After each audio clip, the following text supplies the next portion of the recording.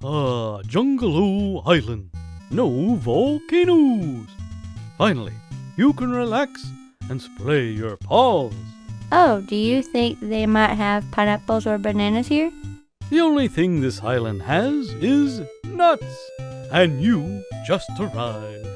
The first pineapple I find is going to be lobbed at you like a pine grenade. Ooh, I do believe you made that word up. Devotion 80.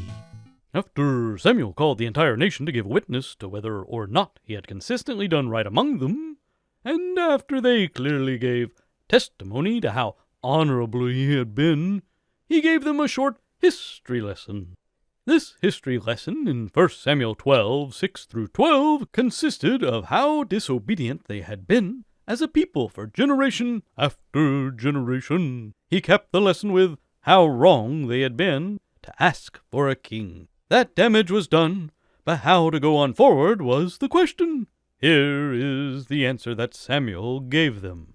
1 Samuel 12:14. If you will fear the Lord and serve him and obey his voice, and not rebel against the commandment of the Lord, then shall both he and also the king that reigneth over you continue following the Lord your God.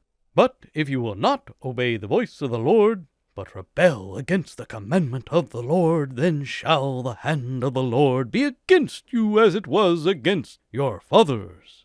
The way to go forward was to go forward. Samuel told them to continue following the Lord your God. They could not undo a single thing they had done, but they could go on and do right from there. When you do wrong, the bell usually cannot be unrung. But what can always be done is to do right every day thereafter, no matter what you have done wrong previously in your life. The right response is for you to get right with God and do right every single day thereafter. I like that. If we mess up, just move on and do right from there. Exactly.